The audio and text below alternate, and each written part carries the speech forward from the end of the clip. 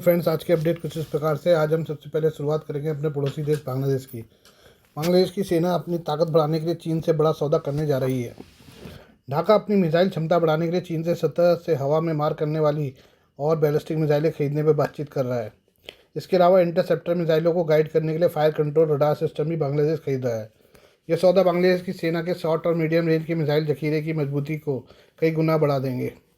बांग्लादेश की इस डील पर भारत की भी नज़र लगी है, क्योंकि हालिया समय में ढाका में बैठी मोहम्मद यूनुस की सरकार ने चीन और पाकिस्तान से रक्षा संबंध बढ़ाए हैं, जबकि दिल्ली से उसने दूरी बनाई है।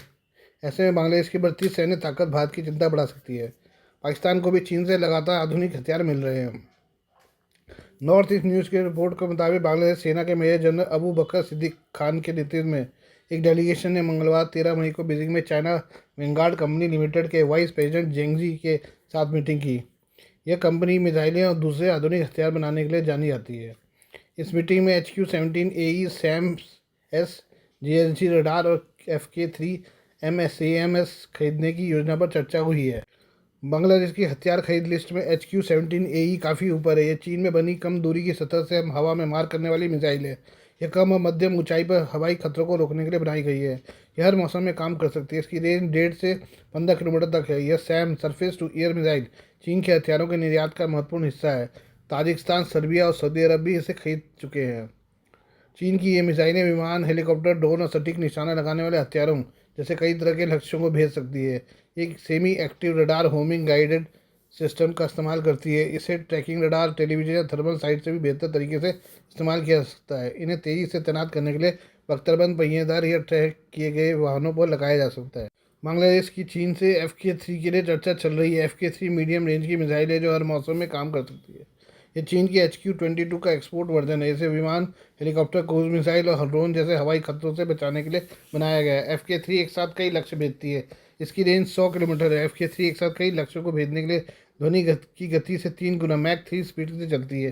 चीनी अधिकारियों के साथ मीटिंग में बांग्लादेश नौसेना के लिए QW-18A man portable air defence missile system खरीदने पर भी बात हुई है। QW-18 का एक बेहतर वर्जन है। एक portable air defence missile system है। इसमें कम और बहुत कम ऊंचाई पर उड़ने वाले हवाई लक्ष्यों के खिलाफ एंटी इंफ्रारेड क्षमता है। इसकी उड़ान की गति 300 मीटर प्रति सेकंड से ज़्यादा है। बांग्लादेश को चीन से आधुनिक रडार भी मिल सकता है। इसमें GSG-400 TDR रडार है जो चीनी फायर कंट्रोल रडार है। यह HQ-9B मिसाइल डिफेंस सिस्टम का हिस्सा है। इसका इस्तेमाल बैलिस्टिक मिसाइलों के खिलाफ इंटरसेप्टर को गाइड करने के लिए किया जाता है। पाकिस्तानी सेना के मिसाइल सिस्टम का महत्वपूर्ण हिस्सा GSG-400 TDR रडार रहा है। आइए बात करें पाकिस्तान की। पाकिस्तान किस तरह से आतंकियों को पालता है ये पूरी दुनिया जानती है। अलकायदा सरगना ओसामा बिन लादेन से लेकर तालिबान के बड़े नेता हों या भारत में बेगुनाहों का खून बहाने वाले जैश ए मोहम्मद, लश्कर तैयबा के खूंखार आतंकी, पाकिस्तान इन सब की पनाहगाह रहा है। अब पाकिस्तान के रक्षा मंत्री ख्वाजा आसिफ ने खुद ही कबूल लिया है कि उनका देश आतंकवाद से रिश्ता रखता आया है। एक न्यूज़ चैनल पर दिए गए इंटरव्यू में उन्होंने पाकिस्तान के आतंकियों से सांठगांठ का सारा कच्चा चिट्ठा खोलकर रख दिया। भारत के आतंकवाद को संरक्षण देने का आरोप कर ख्वाजा आसिफ ने आतंकवादियों से अतीत में रिश्ते रखने की बात स्वीकार की, लेकिन कहा कि अब पाकिस्तान ने ये सभी रिश्ते तोड़ दिए हैं। हालांकि ये पाकिस्तान की पुरानी आदत है। ये वह ताज़ा घटना होने पर इससे इनकार करता है, बाद में कबूलता है। जैसे पाकिस्तान के पूर्व सैन्य तानाशाह जनरल परवेज मुशर्रफ ने मौत से 1 साल पहले कारगिल में पाकिस्तानी सेना की भूमिका स्वीकार कर दी। ख्वाजा आसिफ एक इंटरव्यू में कहा कि हम अपनी जांच नहीं करना चाहते हैं, दुनिया आकर हमारी जांच करे। जिन जगहों पर निशाना बनाया गया है उसे आकर देखें कि वहाँ दहशतगर्दों के ठिकाने हैं या नहीं। जिन आतंकियों के ये भारत नाम लेते हैं वो हमारे यहाँ ही हैं या कहीं और बैठे हैं। इसके बाद आसिफ ने कहा कि हमने उन लोगों आतंकियों से रिश्ते नाते कई सालों से हमने तोड़ लिए हैं। इस दौरान आसिफ ने कबूल किया कि उनके आतंकियों या रिश्तेदार वगैरह रहते होंगे, लेकिन वे हमारे लिए भी उतने बुरे हैं जितने वे बाकी दुनिया के लिए हैं। भारत ने ऑपरेशन सिंदूर के तहत 7 मई की सुबह पाकिस्तान और उसके कब्जे वाले कश्मीर के अंदर लश्कर तैयबा, जैश ए मोहम्मद से जुड़े आतंकियों के ठिकानों को निशाना बनाया था। ऑपरेशन के तहत 9 जगहों पर 14 आतंकवादी लॉन्च पैड को तबाह किया गया था। इस कार्रवाई में करीब 100 से ज़्यादा आतंकी मारे गए थे। इसमें जैश सरगना मसूद अजहर के परिवार के 10 लोग भी शामिल थे। पाकिस्तान के उप प्रधानमंत्री विदेश मंत्री इशाक डार ने एक बार फिर से भारत को चेतावनी देने का दुस्साहस किया है। उन्होंने चेतावनी देने के लहजे में कहा कि पाकिस्तान की जल आपूर्ति को रोकने का मोड़ने की कोई भी कोशिश युद्ध की कार्रवाई माना जाएगा। इशाक डार का बयान उस वक्त आया है जब भारत के प्रधानमंत्री नरेंद्र मोदी ने अपने संबोधन में साफ शब्दों में कहा था कि खून और पानी साथ नहीं बह सकते। एक्सपर्ट्स ने मोदी के बयान को सिंधु जल समझौता सस्पेंड करने के फैसले को जारी रखना माना है। इसहाक डार ने CNN से बात करते हुए कहा, कभी कभी राष्ट्रों को बेहद कठिन विकल्प चुनने की आवश्यकता होती है, जैसे कि हमने 9 मई की रात को किया।